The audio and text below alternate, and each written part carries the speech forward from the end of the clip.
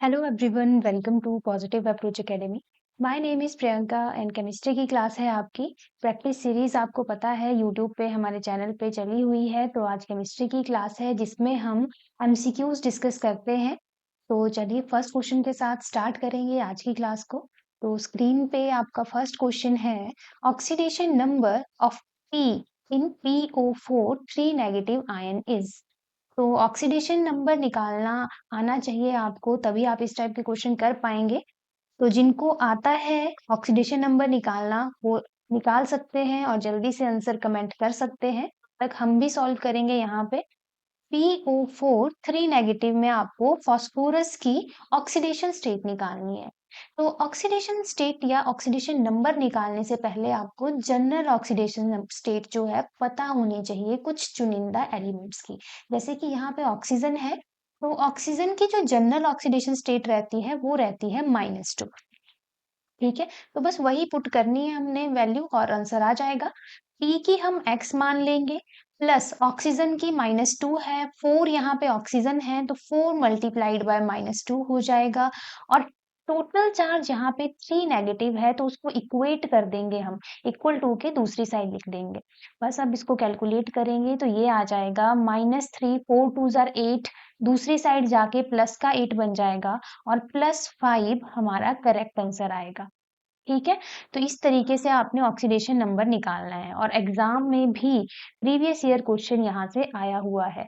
तो option C +5 will be your correct answer. तो क्या करना है, सबसे पहले जो जनरल ऑक्सीडेशन स्टेट रहती है कुछ एलिमेंट्स की वो आपने याद करनी है। जैसे हाइड्रोजन हो गया, ऑक्सीजन हो गया, फ्लोरीन हो गया, क्लोरीन हो गया, सोडियम हो गया। ये कुछ हैं एलिमेंट्स जिनके ज्यादातर पूछे जाते हैं क्वेश्चन, तो ये आपने याद रखना है। इसी के साथ आपके लिए एक होमवर्क क्वेश्चन जो आप अभी कमेंट करके मुझे बताएंगे। ऑक्सीजन की तो मैंने कहा कि -2 जनरल ऑक्सीडेशन स्टेट है, लेकिन अगर ये ऑक्सीजन सुपर ऑक्साइड हो,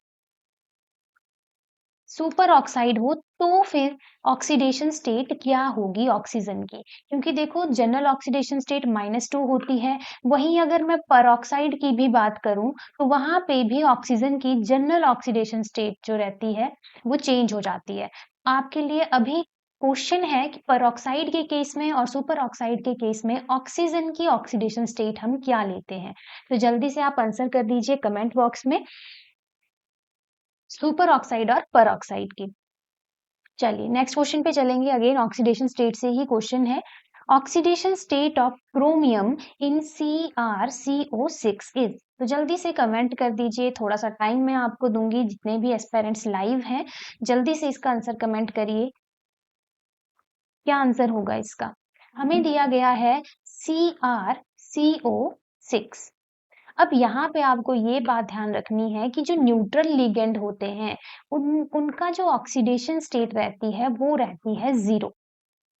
ठीक है, तो यहाँ पे कार्बन मोनोऑक्साइड जो गिवन है इसकी जो ऑक्सीडेशन स्टेट है वो रहेगी 0। तो यहाँ पे आ जाएगा x प्लस, क्रोमियम की पूछी है इसलिए x, CO की आपकी 0 और 6 विच इज इक्वल टू 0, क्योंकि कोई भी चार्ज यहाँ पे पूरे इस पे नहीं है तो 0 से कम इक्वेट कर देंगे। और यहाँ पे आपका आंसर भी क्या आ जाएगा, 0। तो सभी का यही आंसर आया, x equals to 0, I hope. तो इस टाइप से भी आपने क्वेश्चन ध्यान रखना है कि जो न्यूट्रल लिगेंड होते हैं उनकी ऑक्सीडेशन स्टेट क्या रहती है, 0 रहती है। किनकी? न्यूट्रल लिगेंड्स की। ठीक है, चलिए नेक्स्ट क्वेश्चन पे चलेंगे। तो नेक्स्ट क्वेश्चन है, which one of the following reactions involve disproportionation. तो आप ऑप्शन देख लीजिए, आपको बताना है कि इनमें से डिसप्रपोर्शन रिएक्शन कहाँ हो रहा है। अब इसका जो आंसर है कैसे पता चलेगा आपको? सबसे पहले तो आपको ये डिसप्रपोर्शन रिएक्शन होता क्या है इसके बारे में पता होना चाहिए। तो डिसप्रपोर्शन रिएक्शन ऐसा रिएक्शन होता है जिसमें जो एक ही एलिमेंट, मतलब एक वन एलिमेंट या सेम एलिमेंट की हम बात करें, उसकी ही साइमल्टेनियसली एक ही साथ, मतलब एक ही रिएक्शन में ऑक्सीडेशन भी हो रही है एंड रिडक्शन भी हो रही है। Oxidation and reduction both are taking place simultaneously. एक ही एलिमेंट की बात हो रही है, वही जो है प्रोडक्ट में जब जाएगा तो वहां पे ऑक्सीडाइज भी हो रहा है, रिड्यूस भी हो रहा है।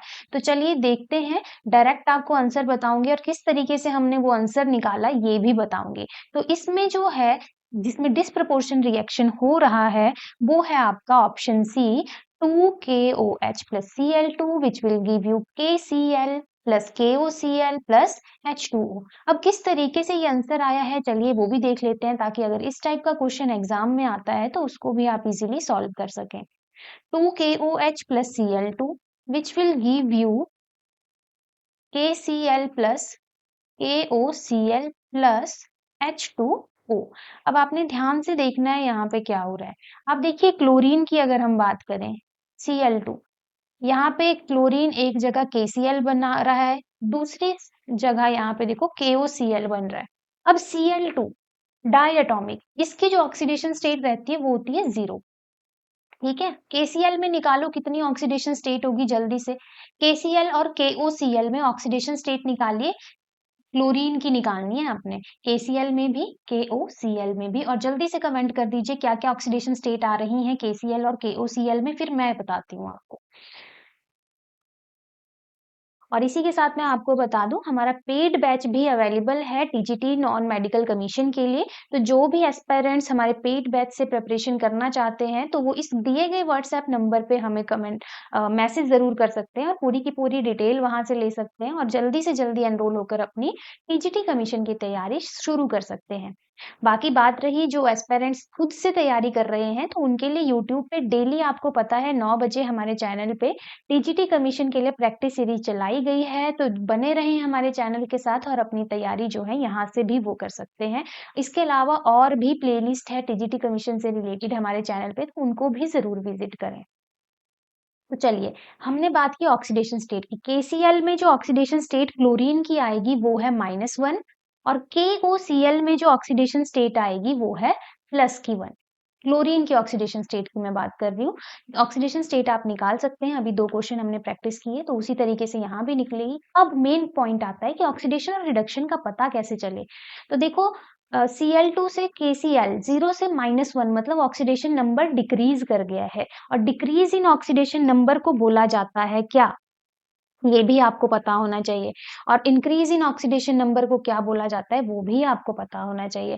तो यहाँ पे आपने ध्यान रखना है कि इंक्रीज इन ऑक्सीडेशन नंबर को बोला जाता है ऑक्सीडेशन और डिक्रीज इन ऑक्सीडेशन नंबर को बोला जाता है रिडक्शन। तो देखिए रिडॉक्स रिएक्शन यहाँ पे हो रहा है एक ही एलिमेंट में, सेम एलिमेंट क्लोरीन में ही रिडक्शन भी हो रही है, यहीं पे ऑक्सीडेशन भी हो रही है। दैट्स वाई ये ऑप्शन सी हमारा करेक्ट है, ये एक डिसप्रपोर्शनेशन रिएक्शन है। आई होप आपको क्लियर हो गया होगा डिसप्रपोर्शनेशन रिएक्शन किसे बोलते हैं, बहुत इंपॉर्टेंट है, पूछा जा सकता है इस टाइप का क्वेश्चन भी एग्जाम में। ठीक है, तो एक बार फिर से हम देखेंगे डिसप्रपोर्शन रिएक्शन क्या होता है। एक ही एलिमेंट रहेगा, उसी में आपकी ऑक्सीडेशन भी हो रही है, उसी में आपकी रिडक्शन भी हो रही है, मतलब रिडॉक्स रिएक्शन वहां पे टेक प्लेस करेगा। पता कैसे लगाओगे, आपने निकालनी है ऑक्सीडेशन नंबर। ठीक है, रिएक्टेंट की साइड निकाल लो फिर प्रोडक्ट की साइड निकालो। और अगर वही एक ही एलिमेंट में रिडक्शन और ऑक्सीडेशन दोनों हो रही है तो सिंपल है कि वो एक डिसप्रपोर्शनेशन रिएक्शन है। क्लियर, चले नेक्स्ट क्वेश्चन पे। चलिए, तो नेक्स्ट क्वेश्चन है which of the following represent oxidation. अब देखो option, FeCN6 3 negative plus electron gives you FeCN6 4 negative, S plus 2 electron gives you S2 negative, 2Cl negative minus 2 electron gives you Cl2, Sb 5 positive plus 2 electron gives you Sb3 positive।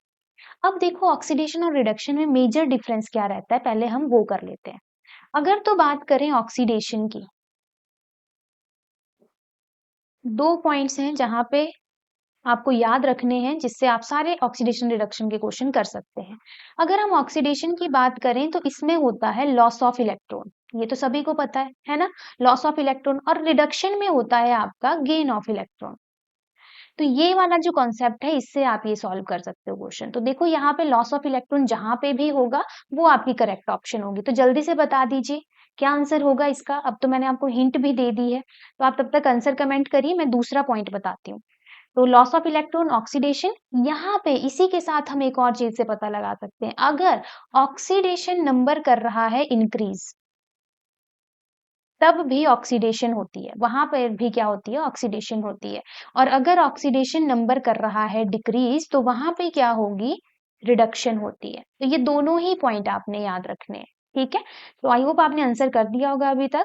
तो यहाँ पे हमें क्या पता लगाना है कि loss of electron कहाँ हो रहा है, साफ दिख रहा है ऑप्शन सी, देख सकते हैं आप भी, option C 2Cl negative -2 electron, loss of electron हुआ और Cl2 बना दिया। और यहाँ पे आप देखोगे जो ऑक्सीडेशन नंबर है वो इंक्रीज किया है ना, यहाँ पे देखो 0 है और यहाँ पे माइनस में ऑक्सीडेशन नंबर आएगा। ठीक है, तो ये भी आपने ध्यान रखना है। तो अगर ऑक्सीडेशन नंबर निकालना है तो आपको पता होना चाहिए कि किस तरीके से निकालते हैं। तो चलिए नेक्स्ट क्वेश्चन पे चलेंगे हम, सीधा डायरेक्ट क्वेश्चन है, देखो Dumas test. Dumas test is used for estimation of, option A is carbon, B is nitrogen, C is sulphur and D is halogen. Dumas test की बात करें तो किसकी एस्टिमेशन के लिए यूज किया जाता है, डूमास टेस्ट यूज किया जाता है नाइट्रोजन की एस्टिमेशन के लिए, याद रखिएगा, ये भी एक इंपॉर्टेंट क्वेश्चन है। ठीक है, इस क्वेश्चन को भी आपने याद रखना है। नेक्स्ट हम बात करेंगे नेक्स्ट क्वेश्चन की, आईयूपीएसी नेम ऑफ कंपाउंड, बहुत ही इंपॉर्टेंट कॉन्सेप्ट है आईयूपीएसी नेमिंग, आनी चाहिए सभी को। तो चलिए यहाँ पे देखते हैं किस तरीके से आईयूपीएसी नेमिंग होगी। तो चलिए आप भी करिए साथ के साथ। सबसे पहला रूल क्या रहता है, लॉन्गेस्ट चेन। तो लॉन्गेस्ट चेन हमें दिख रही है, ये रही आपकी लॉन्गेस्ट चेन, है ना। बस अब नंबरिंग करनी है, दूसरा स्टेप जो रहता है। तो सबसे पहला स्टेप मैं यहाँ लिख देती हूँ, सबसे पहले फाइंड आउट करना है आपने लॉन्गेस्ट चेन। दूसरे नंबर पे आप करेंगे नंबरिंग। ठीक है, नंबरिंग करेंगे। अब नंबरिंग देखो, यहाँ पे दो सब्स्टिट्यूएंट है, एक आपका क्लोरीन और एक आपका मिथाइल। ज्यादा प्रेफरेंस किसको जाएगी, क्लोरीन को जाएगी। तो यहाँ से जो है हम नंबरिंग स्टार्ट कर देंगे, 1 2 3 एंड 4। बस अब नेमिंग करनी है, तीसरा रहेगा हमारा नेमिंग। तो मिथाइल और क्लोरीन, ये आपने ध्यान रखना है कि इन दोनों में से पहले किसको लिखेंगे, जो अल्फाबेटिकली पहले आता है। तो एम से पहले सी आता है, दैट्स वाई यहाँ पे आ जाएगा आपका 1 क्लोरो 3 मिथाइल 1 2 3 4 ब्यूटेन। क्या नाम हो जाएगा इसका, 1 क्लोरो 3 मिथाइल ब्यूटेन। जल्दी से कमेंट करिए कि आप सबका भी यही आंसर आया है, 1 क्लोरो 3 मिथाइल ब्यूटेन, सभी का यही आया है। ब्यूटेन क्यों लिखा, क्योंकि 4 कार्बन है। एन क्यों लगाया हमने, क्योंकि सारे सिंगल बॉन्डेड है। थर्ड पोजीशन पे आपका मिथाइल सब्स्टिट्यूट है और फर्स्ट पोजीशन पे लगा है chloro substitute. Clear IUPAC naming, तो कौन सा आंसर हो जाएगा correct, I think first option आपकी करेक्ट है, 1 क्लोरो 3 मिथाइल ब्यूटेन, बिल्कुल ठीक, फर्स्ट ऑप्शन हमारी करेक्ट। आईयूपीएसी नेमिंग में आपने याद रखना है कि सबसे पहले आपने देखना है लॉन्गेस्ट चेन कौन सी है, लॉन्गेस्ट चेन रिकॉग्नाइज करनी है, देन आपने नंबरिंग स्टार्ट कर देनी है। देखो नंबरिंग में भी आपने ध्यान रखना है कि सबसे ज्यादा प्रेफरेंस दी जाती है डबल बॉन्ड और सॉरी, जो आपके फंक्शनल ग्रुप होते हैं, जैसे कि ketone, aldehyde, carboxylic acid, functional group जिस साइड लगा होगा वहां से नंबरिंग स्टार्ट हो जाएगी। फंक्शनल ग्रुप के बाद प्रेफरेंस जाती है डबल और ट्रिपल बॉन्ड को। ठीक है, जहां पे डबल और ट्रिपल बॉन्ड स्टार्ट होगा। अगर इसके भी कम प्रेफरेंस देखी जाए तो फिर सब्स्टिट्यूएंट आ जाते हैं, जैसे कि हमने यहाँ देखे। फंक्शनल ग्रुप प्रेजेंट होगा तो वहां से आप नंबरिंग स्टार्ट करोगे, अगर डबल बॉन्ड ट्रिपल बॉन्ड है तो वहां से करोगे। अब प्रेफरेंस आपने ध्यान में लेते चलना है। ठीक है, बस ये रूल आपने याद रखने हैं, खुद खुद आप आईयूपीएसी नेमिंग बिल्कुल करेक्ट करो। चलिए नेक्स्ट क्वेश्चन पे चलते हैं। Next question, Baeyer reagent is, option A है एक्वस KMnO4, ऑप्शन बी है न्यूट्रल KMnO4, ऑप्शन सी है alkaline KMnO4 and option D है आपका एक्वस ब्रोमीन वाटर। चलिए बेयर रिएजेंट जल्दी से बता दो। अब यहाँ पे कंफ्यूजन हो सकता है कुछ एस्पायरेंट्स को, क्यों, क्योंकि सबको पता है बेयर रिएजेंट KMnO4 ही होता है, बट कई बार हम ध्यान से नहीं पढ़ते और हम भूल जाते हैं कि KMnO4 एक्वस होगा, न्यूट्रल होगा या अल्केलाइन होगा। तो बेयर रिएजेंट बोला किसको जाता है, तो जिनको आता है इसका आंसर जल्दी से आंसर कर दीजिए, बाकी फिर मैं आंसर बताती हूँ आपको। बेयर रिएजेंट की बात की जा रही है। चलिए ऑप्शन सी इसका बिल्कुल सही जवाब है, एल्केलाइन KMnO4। बेयर रिएजेंट याद रखिएगा एल्केलाइन KMnO4 को बोला जाता है। Next question again IUPAC naming है, तो जल्दी से IUPAC नेमिंग कर दीजिए यहाँ पे। क्या होगी? बेंजीन रिंग है, डबल बॉन्ड है, सब्स्टिट्यूट भी लगे हुए हैं, सब्स्टिट्यूएंट जो रहते हैं आपके। तो देखो यहाँ पे सब्स्टिट्यूएंट है, डबल बॉन्ड है, प्रेफरेंस किसको जाएगी? डबल बॉन्ड को जाएगी। जहां से डबल बॉन्ड प्रेजेंट है वहां से नंबरिंग स्टार्ट कर दो, तो यहाँ से हो जाएगी नंबरिंग 1 2 3 4 5 6। ठीक है, यहाँ पे नंबरिंग कर दी हमने। अब क्लोरीन और ब्रोमीन में से अल्फाबेटिकली पहले कौन आता है? ऑब्वियसली बी पहले आता है सी से, तो ब्रोमीन जो है हम पहले लिखेंगे, तो ये बन जाएगा IUPAC नेमिंग जो इसकी रहेगी। आप भी करिए कमेंट जल्दी से, जिन्होंने आंसर निकाल दिया है ऑप्शन बता दीजिए ABCD में से कौन सी होगी। 3 ब्रोमो 1 क्लोरो साइक्लोहेक्सेन, 6 कार्बन है ना, साइक्लोहेक्सेन हो जाएगा। साइक्लिक स्ट्रक्चर है, दैट्स व्हाई साइक्लोहेक्स। और डबल बॉन्ड भी है, देखो डबल बॉन्ड भी है यहाँ पे, तो यहाँ पे हेक्सेन नहीं होगा, हेक्सइन होगा, या हेक्स 1 इन भी आप लिख सकते हो, क्योंकि फर्स्ट पोजीशन पे डबल बॉन्ड है। क्लियर है सभी को क्वेश्चन? यस और नो करके बता दीजिए। क्लियर है सभी को? एक और बार फिर से रिपीट करूंगी, ध्यान से सुन लीजिए, ठीक है। IUPAC नेमिंग जब भी आएगी आपने लॉन्गेस्ट चेन देखनी है, ठीक है, और देखना है कि फंक्शनल ग्रुप प्रेजेंट है या डबल ट्रिपल बॉन्ड तो नहीं है, कहीं सब्स्टिट्यूएंट प्रेजेंट है, तो नंबरिंग उस हिसाब से होगी। प्रेफरेंस मैंने आपको पिछले एग्जाम्पल में बता दिया था, पिछले क्वेश्चन में। तो यहाँ पे डबल बॉन्ड प्रेजेंट है, जैसे कि हम देख पा रहे हैं, है ना, डबल बॉन्ड है, देखो ये रहा डबल बॉन्ड, तो यहीं से नंबरिंग स्टार्ट हो जाएगी। नंबरिंग कर दी, उसके बाद सब्स्टिट्यूएंट पे आ जाओ। सब्स्टिट्यूएंट में कौन आएगा सबसे पहले? अल्फाबेटिकली देखना है आपने, तो 3 ब्रोमो हमने पहले लिख दिया, 1 क्लोरो बाद में, साइक्लिक स्ट्रक्चर है दैट्स वाई साइक्लो भी लगा दिया, और 6 कार्बन है तो हेक्स प्लस डबल बॉन्ड है दैट्स वाई यहाँ पे सुफिक्स हमने इन लगा दिया। तो option B will be your correct answer, 3 bromo 1 chloro cyclohexene. Clear है सभी को? चलें नेक्स्ट क्वेश्चन पे। चलिए, PAN स्टैंड्स फॉर, क्या फॉर्मूला होगा? यहाँ पे आप ध्यान रखिएगा, PAN है क्या? PAN हमने दो जगह पढ़ा होगा, एक आपने पर ऑक्सी असाइल नाइट्रेट भी पढ़ा होगा, एक आपने पॉलीएक्राइलोनाइट्राइल भी पढ़ा होगा। तो ये जो PAN की बात की जा रही है यहाँ पे, एक तो पहली बात इसकी फुल फॉर्म है पर ऑक्सी असाइल नाइट्रेट, ठीक है, तो फुल फॉर्म भी याद रखिएगा, PAN परऑक्सी असाइल नाइट्रेट। इसका जो फॉर्मूला रहता है वो रहता है C2H3NO5। इस फॉर्म में भी आपको लिखा हुआ मिल सकता है, तो आपको इस तरीके से भी याद रखना है, C2H3NO5।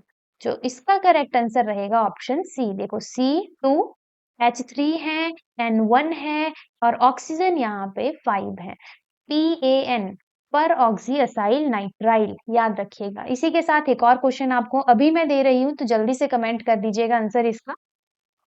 PAN पॉली एक्राइलोनाइट्राइल का फॉर्मूला बताना है आपने, पॉली एक्राइलो नाइट्राइल, जल्दी से कमेंट कर दो फॉर्मूला, ठीक है।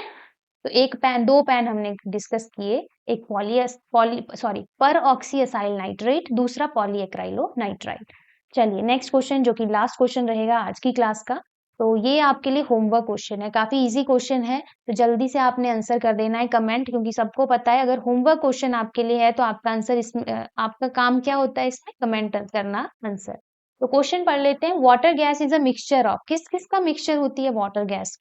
ऑप्शन ए है carbon dioxide and water, option B है carbon monoxide and water, option C है carbon monoxide and hydrogen, and option D है कार्बन मोनोऑक्साइड एंड नाइट्रोजन। तो जल्दी से कमेंट कर दीजिए, और जो इसका करेक्ट आंसर रहेगा सभी कमेंट करेंगे, जो एस्पिरेंट्स अभी लाइव हैं वो भी, और जो बाद में भी देखेंगे वो भी जरूर कमेंट करें। आपके कमेंट्स में अगेन कहूंगी हमें बहुत ज्यादा मोटिवेटेड करते हैं, मोटिवेशन देते हैं, ताकि हम और इस तरीके की वीडियो आपके लिए ला सकें। तो इसी के साथ आज की क्लास को यहीं एंड करेंगे। इसी के साथ मैं आपको ये बात भी याद दिला दूं कि वीडियो को लाइक जरूर करना है, शेयर अपने फ्रेंड्स के साथ जरूर करना है, और चैनल को सब्सक्राइब भी करना है जो चैनल पे नए। तो आज की क्लास में इतना ही करेंगे, मिलेंगे अपनी नेक्स्ट क्लास में। धन्यवाद।